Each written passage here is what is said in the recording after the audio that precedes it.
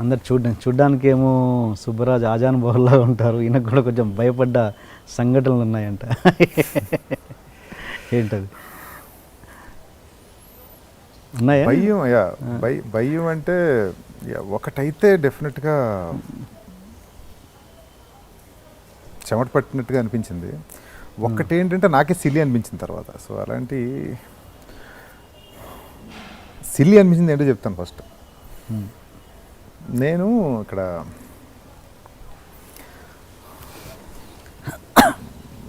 మన Jubilee hills next place కౌరి హిల్స్లో ఉండేవాడిని. అదేంటంటే పక్కనంతా కొండ, అంబేద్కర్ యూనివర్సిటీ కొండ అనమాట. ఇప్పుడు ఆ మధ్య నుంచి రోడ్ వేశారు. అక్కడ శ్రీ వెంకటేశ్వర లేదా శ్రీనివాస టవర్స్ ఏదో ఒక పేరు, ఒక అపార్ట్మెంట్లో ఉండేవాడిని.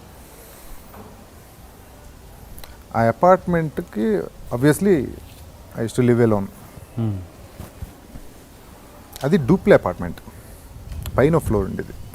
అది ఎందుకు తీసుకున్నా అంటే నాకు ఇమ్మీడియట్గా ఏదో ప్లేస్కి అవసరం ఏదో తీసుకున్నా. పైన ఒక 2 bedrooms, కింద master bedroom, hall and kitchen ఉంది. నా ఇల్లు ఇప్పుడు లాక్ చేసుకుని బయటకు వెళ్తాను. Everything will be locked. ఎవరో రారు నా ఇంటికి ఫర్ షూర్, నాకు తెలియకుండా ఎవరు రారు. ఒకరోజు నైట్ ఒక 11:30 ఆ టైంకి ఇంటికి వచ్చాను. ఇంటికి వచ్చి స్నానం చేసి కిందే పడుకున్నాను. నేను పైకి వెళ్ళేవాడిని కాదు. ఇప్పుడు పైన మొత్తం టోటల్ లాక్ చేసి ఉండే.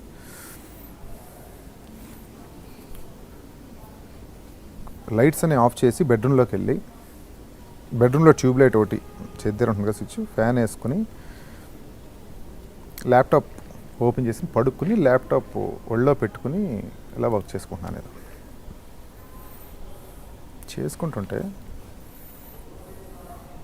ల్యాప్టాప్ మీద మనకు విజన్ ఉంటుంది కదా, ఈ అవుట్ బ్లాక్లో ఒక హ్యూమన్ హెడ్ ఇలా వచ్చి కిందకి వెళ్ళింది.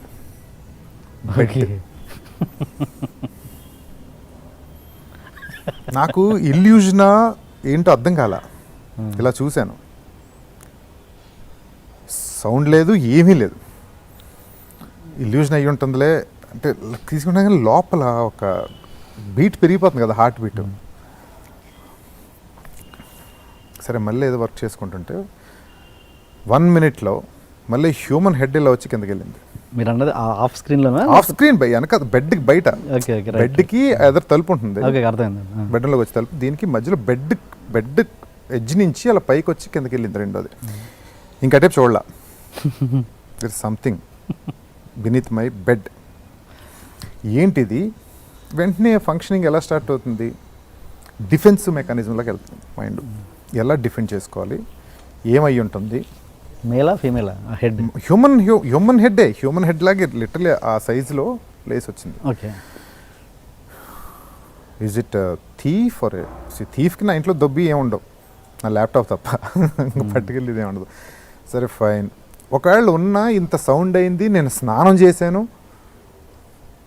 అప్పుడు లోపు ఏదో పారిపోవడం ఏదో అవ్వాలి కదా దొంగ అయితే.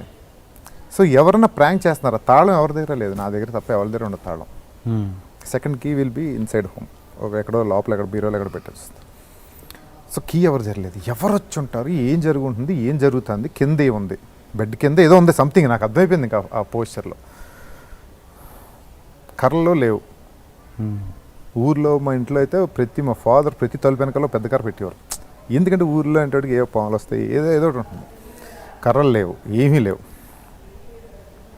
సో ఏం చేద్దాం?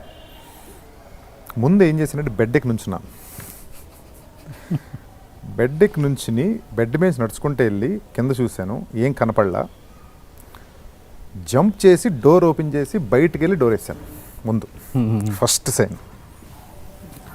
తలుపు కింద గ్యాప్ ఉంటుంది కదా, ముందు తలుపు వేసాం, హాల్లో లైట్ వేసి తలుపు కిందకి బుర్ర పెట్టి చూశాను.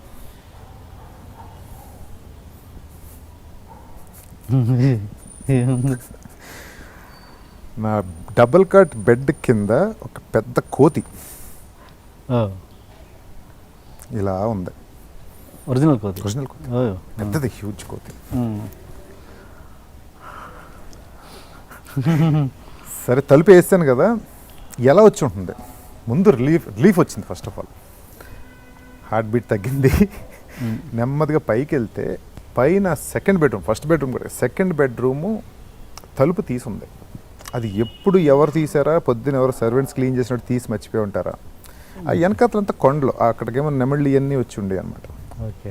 సో అదేదో కోతి లోపలికి వచ్చి అలా కిందకు వచ్చేసి సెటిల్ అయిపోయింది అన్నమాట సంభవం అలా కింద. అప్పుడు ఆ బెడ్రూము, ఈ బెడ్రూమ్ బయట కూడా బాల్కనీ, అది కూడా ఫేసింగ్ దట్. సరే నెమ్మదిగా వెళ్ళి ఆ తలుపు తీసి కర్ర తీసుకొచ్చి దీని అతలో నుంచి కొడితే బయటకు వెళ్ళింది. అంటే ఆ ఇంపాక్ట్ అంటే అదే అంటాను, భయం వేస్తుంది కానీ but it's a very silly thing. అలాంటి సిచ్యువేషన్లో కోతి కనబెట్టేటికి సిల్లీగా నవ్వు వస్తుంది.